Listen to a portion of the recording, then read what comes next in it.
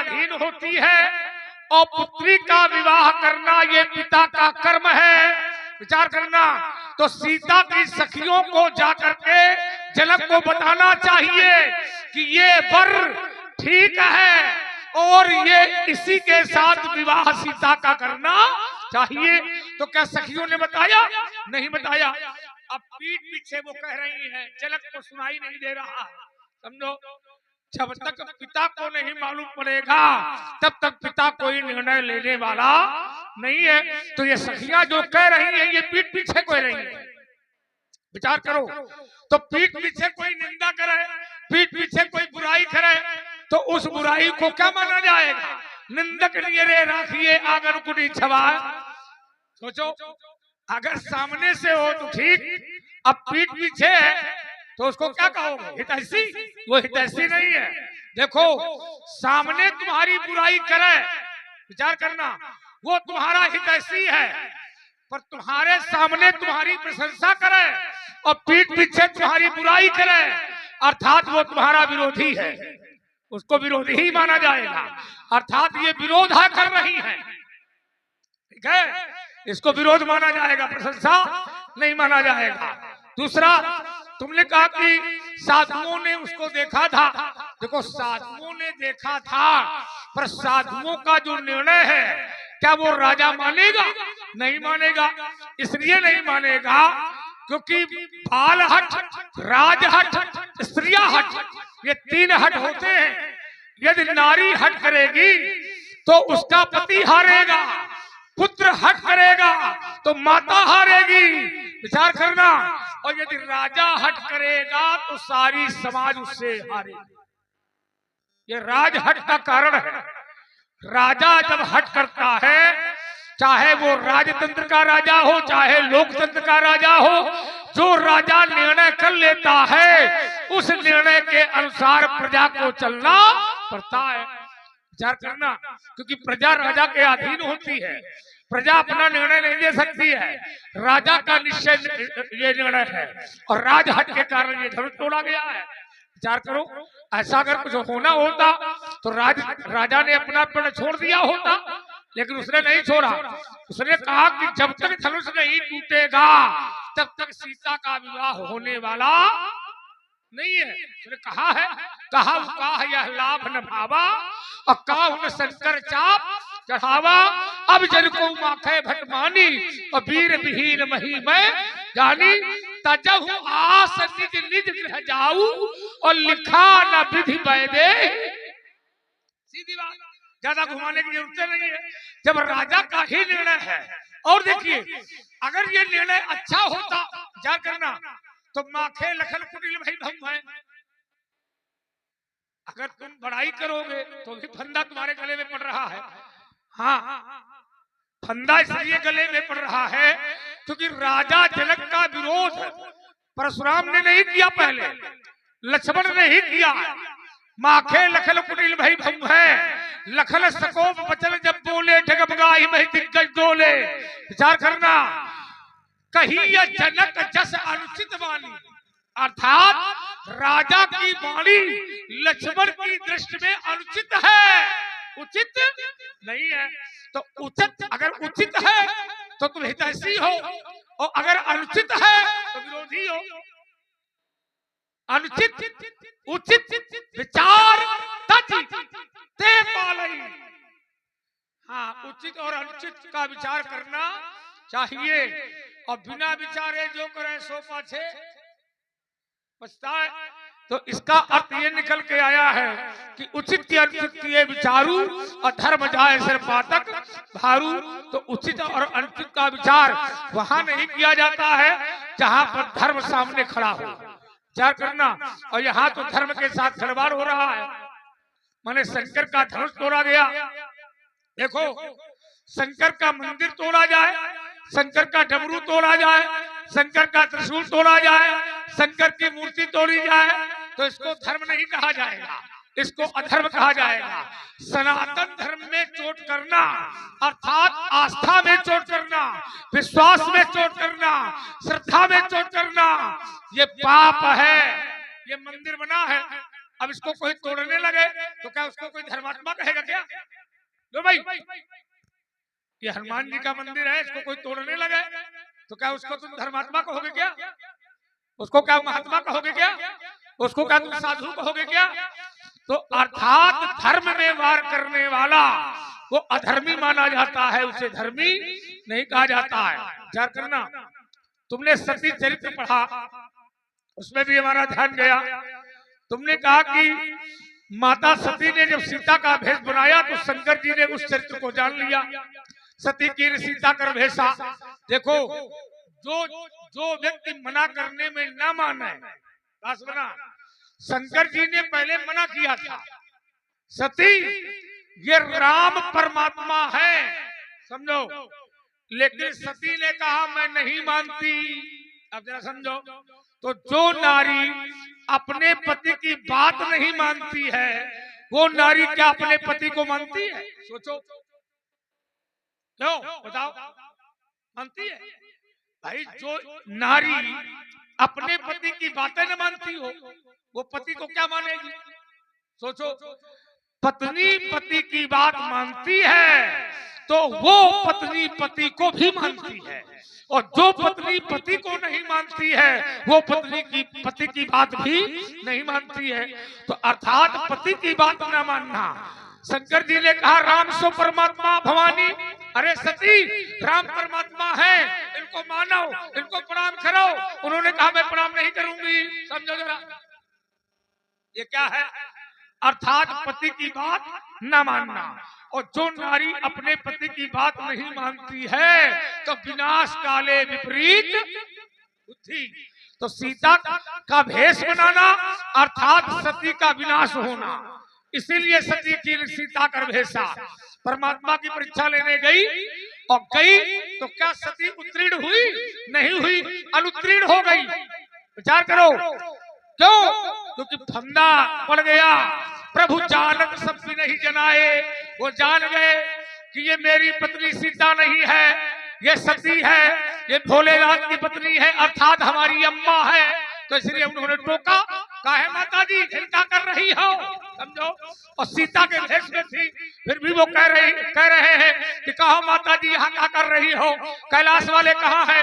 भोलेनाथ कहाँ है? समझो, अर्थात वो परमात्मा है, वो सब कुछ जान गए थे। और जब वो जान गए थे, जब वो जान गए तो सती को वहां पर क्षमा मांगनी चाहिए, लेकिन क्या मांगी? नहीं मांगी। क्षमा ना मांग करके उन्होंने प्रणाम किया और चली आई।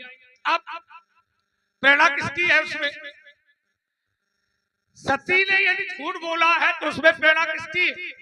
उसमें प्रेरणा तो राम की है। प्रभु प्रेरित, अर्थात परमात्मा ही प्रेरित करता है झूठ बोलने के लिए। सती ने झूठ बोला, कछुर परीक्षा लीन गुसाई कीन प्रणाम तुम्हारी नाई। तो शंकर जी का विश्वास तो पहले ही डगमगा गया था। जब शंकर जी ने कहा था हुई है सोई जो राम रसी रखा है, अब तो वही होगा जो राम जी चाहेंगे। अर्थात पत्नी बात नहीं मान रही है तो विश्वास का विश्वास टूट गया बात न मानने पर, और दोबारा वो विश्वास दिला रही है, कछुर परीक्षा लीन गुसाई कीन प्रणाम तुम्हारी नाई। तो शंकर जी को विश्वास नहीं हुआ, तो तब शंकर देखे उधर ध्याना, और सती जो कीन है चरित सब जाना। तो शिव संकल्प कीन मन माही, और यही तब सती भेंट अब नहीं। विचार करो, तुमने कहा क्रोध करना चाहिए शंकर जी को, नहीं, ये बात नहीं ठीक है। शंकर जी ने तो उपदेश दिया है कि मूर्खों मत प्रसारा नाम भविष्य संशया। जो मूर्ख व्यक्ति होता है वो नारी को मारता है, लेकिन बुद्धिमान व्यक्ति मारता नहीं है। शंकर जी से ज्यादा निर्णय अच्छा कौन ले सकता है? शंकर जी ने कहा सती मैं तुम्हें डांटूंगा नहीं, मैं तुम्हें मारूंगा नहीं। शिव संकल्प कीन मन माही, ये तनु सती भेंट अब नाही। अब मेरे शरीर से तेरे शरीर से अब दोबारा मिलन नहीं होगा। अर्थात उसको मारने की आवश्यकता नहीं है। शंकर जी ने जो पत्नी का स्थान होता है वामांग, उसको छीन लिया। विचार करना, तो जब पति पत्नी का अधिकार छीन लेता है तो पत्नी जिंदा रहते हुए भी मरी के समान होती है। समझाया? तो अधिकार छीन लिया, आखिर पति पत्नी का अधिकार समाप्त हो गया, संबंध समाप्त हो गए। और जहां पति पत्नी के संबंध समाप्त हो जाते हैं वहां संबंध है माता के होते हैं। विचार करना। इसीलिए तब शंकर जी ने पुनः आसन सती का उठाया और शंकर सन्मुख आसन दीना। उन्होंने कहा कि अब हमारे बगल में बैठने की कोई जरूरत नहीं है, अब सामने बैठो। क्यों? क्योंकि तुमने माता का रूप बनाया है। सीता मेरी माता है, राम मेरे पिता है। तुमने माता का रूप बना लिया, अर्थात तुम बहू होकर के सास बन गई हो और अब तुम हमारी अम्मा बन गई हो। तो अब तुम सामने बैठो, अब हमारे बगल में बैठने की कोई आवश्यकता नहीं है। तो शंकर जी को क्रोध करेंगे, शंकर जी मारेंगे क्यों, शंकर जी डांटेंगे क्यों? सीधा निर्णय उन्होंने लिया कि अब मेरे शरीर से तुम्हारे शरीर से भेंट नहीं होगी। तो जो पति अपनी पत्नी से बोलना बंद कर दे, बात करना बंद कर दे, बगल में बैठाना बंद कर दे, तो ऐसी पत्नी जिंदा रहते हुए भी वो लाश के समान होती है, अर्थात मरी होती है।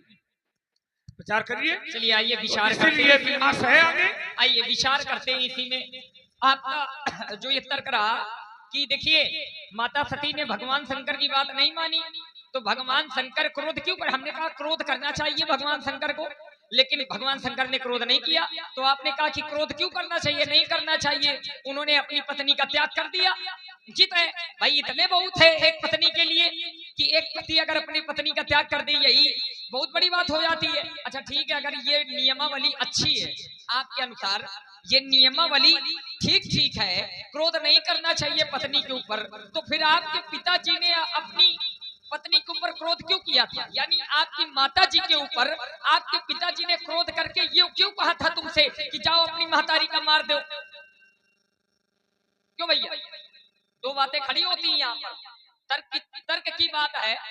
तर्क इस बात का है, आपने एक तरफ कहा कि भगवान शंकर को माता सती के ऊपर क्रोध नहीं करना चाहिए, ये अनुचित है। भाई पत्नी को त्याग दिया, यही बड़ी बात है, यही उचित है। तो अगर ये उचित है तो आपके पिताजी को भी अपनी पत्नी को यानी आपकी माता को त्याग देना चाहिए। मरवाया क्या है? अब वो लड़का के हाथ है मरवाए में, समझ लो। तो हम कौन नियम मानन? शंकर जी वाला मान या तुम्हारे पिताजी वाला मान? दोनों नियम है यहाँ पर। कौन सा नियम हम माने, शंकर जी का कि या आपके पिताजी का? इसमें निर्णय होना चाहिए। ठीक। आइए दूसरी बात, एक बात हमें आपकी बिल्कुल अच्छी नहीं लगी, और बातें तो अच्छी भी लगती है, हम उसमें तर्क निकाल के लाते। एक बात आपने कही कि जो पत्नी पति की बात नहीं मानती, मतलब वो पति को नहीं मानती। ये बात इन्होंने कही, आप लोगों ने सुना होगा। अगर हम गलत कह रहे हो तो आप लोग टोक देना, हम टोक नहीं, तुम गलत कह रहे हो, ये ऐसा नहीं कहा शंकर जी, भगवान परशुराम जी ने ऐसा कहा इन्होंने कि जो पत्नी पति की बात नहीं मानती है वो पति को नहीं मानती। ऐसा नहीं है कि पत्नी अगर पति की बात नहीं मान रही है तो पत्नी पति को नहीं मानती। अब तुम्हारा तो भा नहीं है तो तुम जानो का भाई, पत्नी का भी एक प्रेम होता है, जरूरी थोड़ी नहीं है वो पति की सारी बात माने। ये जरूरी नहीं होता है कि पत्नी पति की सारी बातें माने, नहीं माननी चाहिए। कैसे? जैसे मंदोदरी ने रावण की प्रत्येक बात को नहीं माना, क्या अपराध लगा मंदोदरी? कयाधु ने हिरण्यकश्यप की बात नहीं मानी, तो क्या पाप लगा पत्नी के ऊपर? नहीं लगा, नहीं लगता है महाराज। जैसे एक हमारे परिवार का मैं उदाहरण दे दूं, एक पत्नी ने हट किया, पति कह रहा है कि नहीं वन नहीं जाना है, जंगल नहीं जाना है, हम जा रहे हैं, तो नहीं पत्नी ने कहा नहीं हमको तो जाना है, तो पति की बात नहीं मानी, तो इसका मतलब वो अपने पति को नहीं मानती है? मानती है। वो कह रहे हैं कि नहीं तुम भले चाहे जितना मना करो, और वो पति कह रहे हैं कि सास ससुर की सेवा के समान कोई दूसरा धर्म नहीं है। वो कहती नहीं, एक पत्नी के लिए पति की सेवा ही सबसे बड़ा धर्म है। उन्होंने विरोध किया। तो अगर आपकी परिभाषा हम मान ले, आपकी बात हम मान ले कि नहीं, जो पत्नी पति की बात नहीं मानती तो पति को नहीं मानती है, तो ऐसा नहीं है पंडित जी। अगर अपने धर्म की बात आ जाए तो पत्नी को भी अपने धर्म पर अडिग हो जाना चाहिए, भले ही सामने पति खड़ा हो। ये धर्म की बात है। और जहां रही माता सती की बात, तो माता सती सही नहीं स्थान पर खड़ी थी। क्यों? क्योंकि माता सती का मन भ्रमित था। और भ्रमित इसलिए था क्योंकि कथा नहीं सुनी थी। देखो, अगर भगवान की कथा अच्छे से सुन लो तो संसार के सारे उत्तर तुमको मिल जाएंगे, जीवन जीना तुमको समझ में आ जाएगा। ये नहीं है कि भगवान की कथा सुनने से हमको भगवान के बारे में पता चलेगा, ऐसा नहीं होता। भगवान की कथा सुनने से हमको जीवन जीने के बारे में पता चलता है कि हमको अपना जीवन कैसे जीना है। नहीं तो इस जीवन में इतना संघर्ष है कि जो लोग भगवान की कथा वगैरह नहीं सुनते हैं वही लोग जल्दी आत्महत्या करके निकल लेते हैं। ये निश्चित है। और जो भगवान के चरणों से जुड़ा होता है, जो भगवान की कथा सुनता है, जो नित्य प्रति भगवान की कथा गीता रामायण पढ़ता है, वो कभी आत्महत्या करने के बारे में नहीं सोच सकता। क्यों? क्योंकि रामायण पढ़ने से, गीता पढ़ने से जीवन जीने का सलीका प्राप्त होता है, जीवन जीने का सबक प्राप्त होता है। कथा सुनने से जीवन जीने का तरीका प्राप्त होता है। तो अगर कथा सुनते हैं तो जीवन जी सकते हैं। वैसे माता सती ने कथा नहीं सुनी थी तो माता सती के हृदय में भ्रम बैठ गया था। और शंकर जी ने समझाया था कि जाओ नहीं, जाओ नहीं। क्यों? क्योंकि अगर पिताजी ने नहीं बुलाया तो तुम जा रही हो, ठीक है, जाना चाहिए, लेकिन भले ही वो घर तुम्हारे पिताजी का हो और वहां पर तुमसे कोई विरोध मानता हो तो फिर जाना उचित नहीं। ठीक? तदप विरोध मान जह कोई, तहां गए कल्याण न हुई। वहां तुम्हारा कल्याण होने वाला नहीं है, ये शंकर जी ने समझाया था। लेकिन माता सती ने कथा नहीं सुनी थी तो कथा सुनने का परिणाम ये निकल के आया कि माता सती ने भगवान शंकर की बात नहीं मानी और परिणाम स्वरूप उनको परिणाम अच्छा नहीं प्राप्त हुआ था। क्यों नहीं हुआ था? क्यों? क्योंकि भगवान शंकर के समझाने पर उन्होंने उनकी बात नहीं मानी थी। तो पत्नी बात माने तो अच्छा है, न माने तो अच्छा है। केवल देखना क्या है? देखना है स्थिति और परिस्थिति।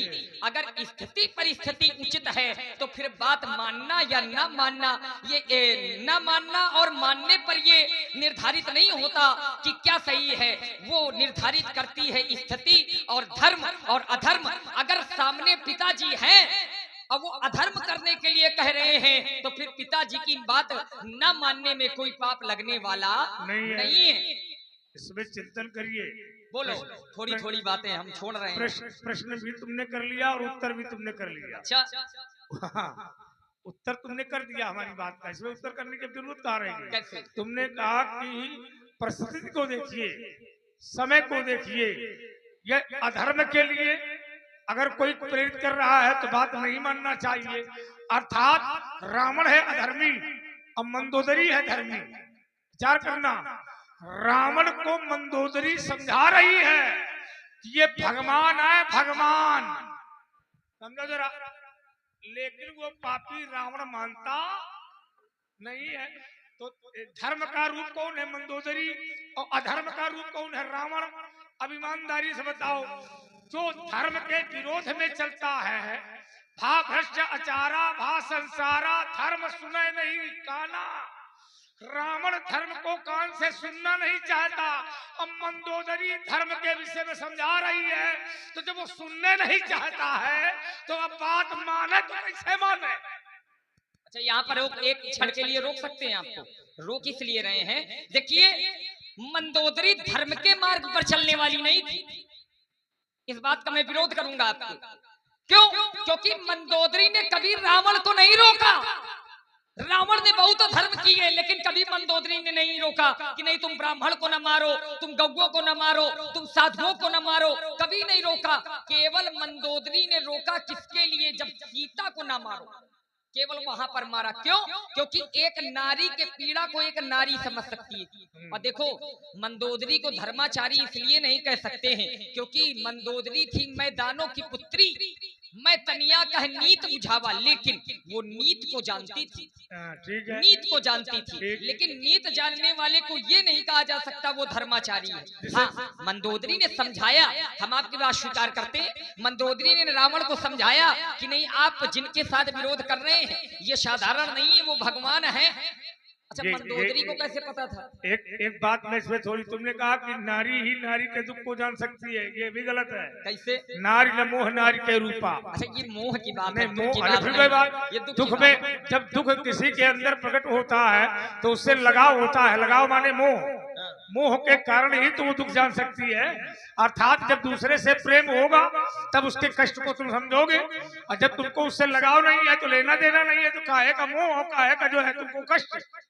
आप समझिए, जब तक रोगी को रोग नहीं होगा तब तक उसको दर्द नहीं होगा। विचार करना, जब तक रोगी को रोग नहीं होगा तो रोगी कैसे जानेगा मैं रोगी हूँ?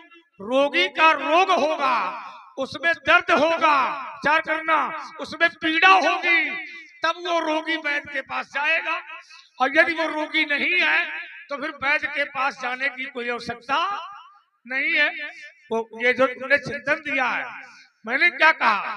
मैंने कहा कि रावण अधर्म का रूप है।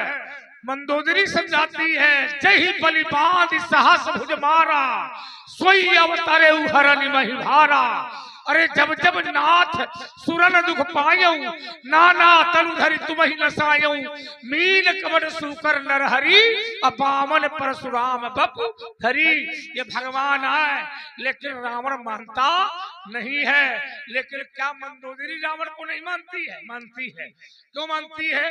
क्योंकि नारी का ये धर्म है, एक ही धर्म एक व्रत नेमा, काय वचन मन पति पद प्रेमा। ये नारी का धर्म है। विचार करना, जैसे सती वृंदा और जालंधर, जालंधर वृंदा की बात नहीं मानता, लेकिन वृंदा जालंधर की बात मानती है। अंतर एक है, क्योंकि वो पतिव्रता नारी है और जालंधर है अधर्मी, अत्याचार करता है। विचार करना, तो जालंधर अत्याचारी है, लेकिन सती वृंदा पतिव्रता नारी है।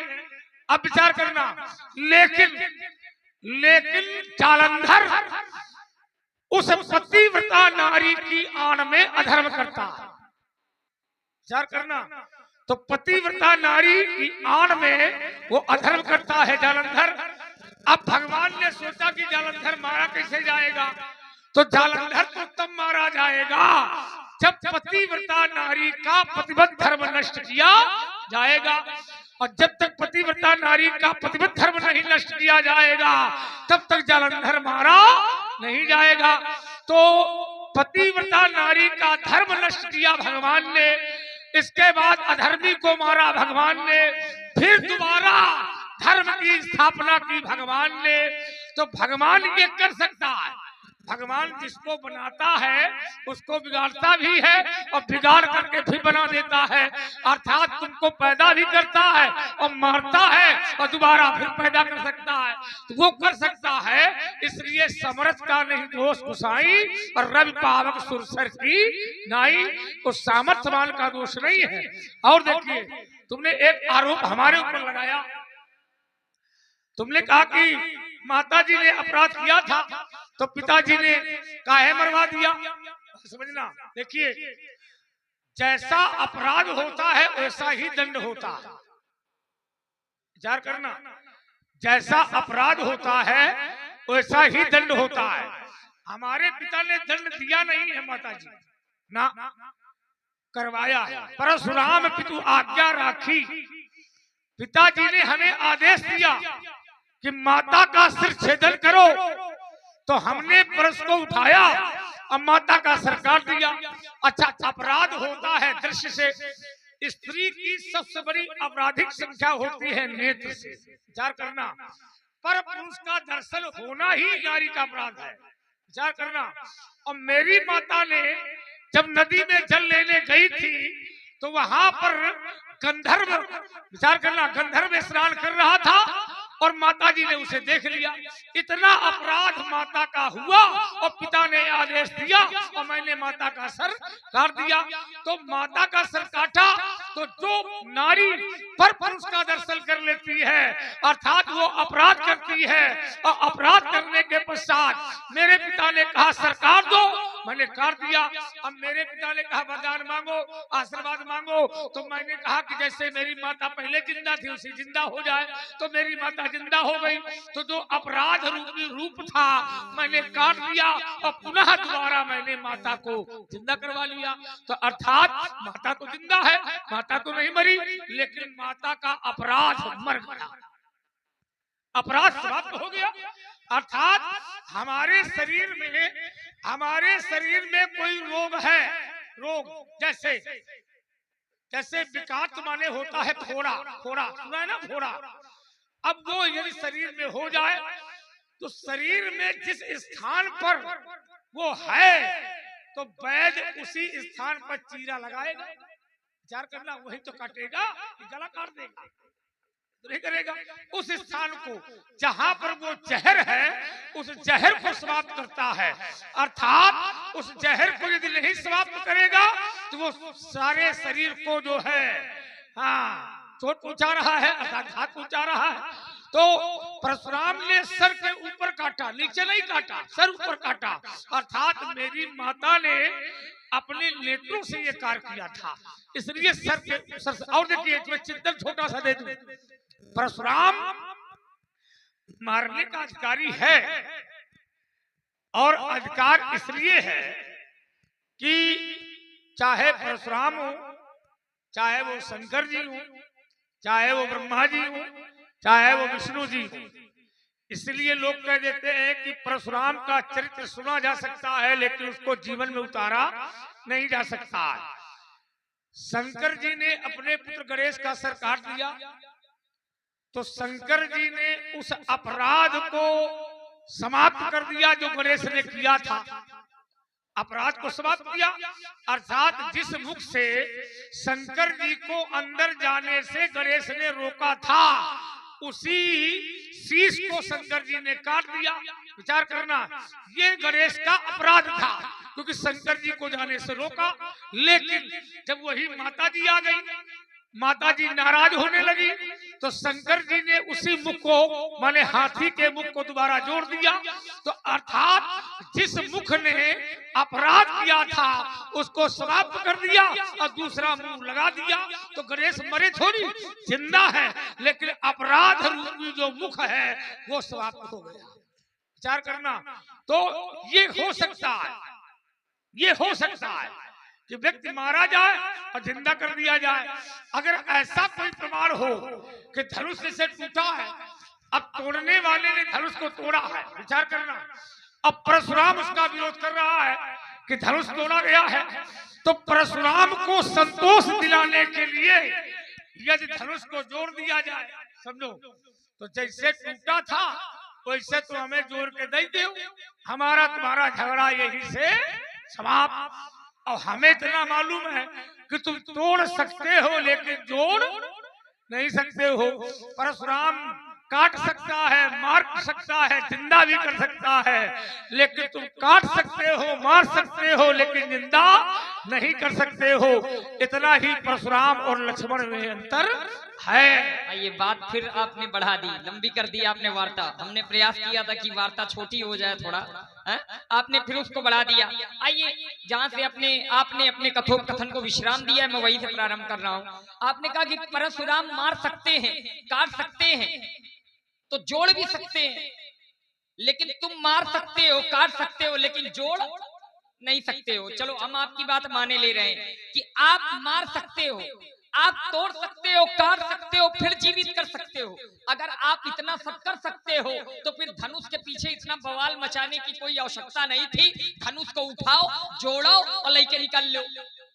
जब तुम्हें आवत है जोड़ब तो काहे परेशान किए हो जनक को, और हम को परेशान किए हो?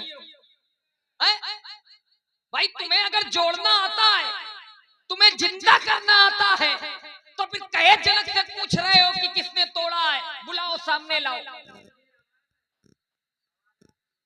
अपनी बात में तुम फंस रहे हो। भाई हम माने ले रहे हैं लक्ष्मण को नहीं आता जिंदा करना, हमें नहीं आता और ईमानदारी से नहीं आता, लेकिन तुम्हें तो आता है। अगर तुम्हें आता है, जैसे जैसे परिवार में मुन्नीलाल हाँ। 100 रुपया है, देखो लक्ष्मण हमारे लिए। चलिए बहुत बहुत धन्यवाद। आपको नहीं देना चाहते हो? अरे हमें न दो, आप आपे रख लो, आपे के लिए है। हमारे यहाँ कमी नहीं है, बहुत है हमारे पास है? परेशान ना हो। हमारे जो हमारे पक्ष का वो भी रख लेना आप। ब्राह्मण हो आप, ब्राह्मण को देना चाहिए। दान दक्षिणा है और प्रातः कालीन ब्रह्म वेला में अगर दान किया जाए तो कई गुना फल प्राप्त हो जाता है। तो बहुत बहुत साधुवाद आपको भी और आपको भी।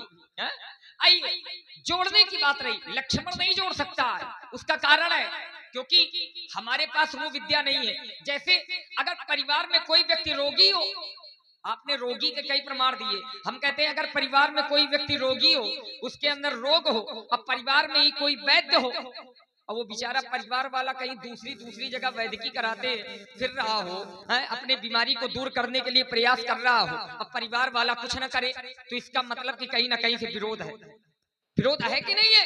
तो अगर तुम जानते हो कि कैसे जोड़ा जा सकता है, कैसे जिंदा किया जा सकता है, पंडित जी कृपा करके इसको तुम जिंदा कर लो।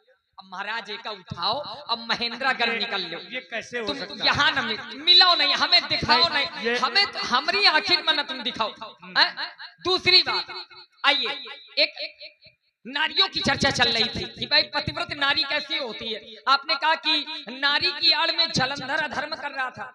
जालंधर अधर्म नहीं कर रहा था, जालंधर भगवान के रोकने पर भी नहीं रुक रहा था। भाई कार्य तो भगवान का करने के लिए उत्पन्न हुआ था। जालंधर क्यों उत्पन्न हुआ था? भगवान का कार्य करने के लिए। स्वयं भगवान शंकर ने उत्पन्न किया था जालंधर को, और किसी ने तो उत्पन्न नहीं किया था, शंकर जी ने उत्पन्न किया था। भाई ये नारद जी का पूरा खेल है। जालंधर की कथा सब लोग अधिकतर जानते होंगे, लेकिन फिर भी मैं बताया देता। देवर्षि नारद, बड़ी शांति थी असुरों में और देवताओं में, कहीं कोई युद्ध नहीं हो रहा था।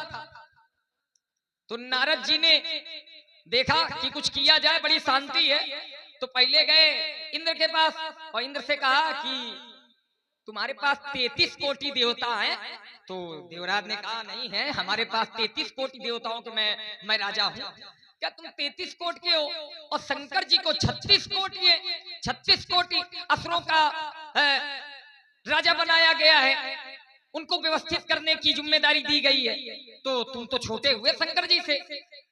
तो देवराज का अर्थ है देवराज इंद्र के हृदय में बहुत जल्दी अहंकार आ जाता है। जैसे एक कथा चल रही थी राजा सगर की, तो वहां पर ब्रह्मा जी ने प्रेरणा नहीं दी थी इंद्र को। वहां पर इंद्र अपने जलन के कारण घोड़ा वहां बांध आया था कपिल मुनि के आश्रम में। क्यों? क्योंकि राजा सगर अश्वमेध यज्ञ कर रहे थे और वह अश्वमेध यज्ञ प्रत्येक स्थान पे भ्रमण कर रहा था, और जहां जहां वो अश्वमेध यज्ञ जा रहा था वो स्थान राजा सगर के मध्यस्थता में, उनकी स्थिति में, उनके हिस्से में आ जाता था। तो इंद्र के हृदय में ये भय उत्पन्न हुआ कि कहीं ये हमारा इंद्रासन न छीन ले। तब इंद्र जाकर के वो घोड़ा कपिल मुनि के आश्रम में बांध आया था। इस बात का उत्तर रह गया था, मैंने किया नहीं था क्योंकि मैंने बातें सारी छोड़ दी थी। तो इंद्र भगवान शंकर के पास गया और भगवान शंकर से कहा कि हमको 36 कोटि राक्षस दे दो, 33 कोटि ले लो। तो भगवान शंकर ने समझाया कि देखो तुम संभाल नहीं पाओगे। तो इंद्र भगवान शंकर से क्रोध करने लगा। भगवान शंकर भोले बाबा है, तो भगवान शंकर ने कहा देखो तुम 36 कोट संभाल नहीं पाओगे। कह रहे संभाल लेंगे। क्या ठीक है, हम 3 दिन का बालक भेजेंगे, तुम उसको संभाल लो, फिर उसके बाद हम तुमको अपने 36 कोटि असुरों का समूह दे देंगे, तुम उन पर उनको संभालना। तब भगवान शंकर ने जालंधर को उत्पन्न किया था और जालंधर को उत्पन्न करके इंद्र के पास भेजा था। जालंधर ने युद्ध किया। इंद्र त्रायमाम करते करते भगवान ब्रह्मा के पास गया, ब्रह्मा जी रक्षा नहीं कर पाए। शंकर जी के पास गया, शंकर जी से क्षमा याचना की। शंकर जी ने कहा कि ठीक है हम तुमको क्षमा करते हैं, लेकिन जालंधर ने क्षमा नहीं किया। जब जालंधर ने क्षमा नहीं किया तो वही भगवान की बात न मानने के कारण जालंधर अधर्म की मार्ग की ओर चलने लगा।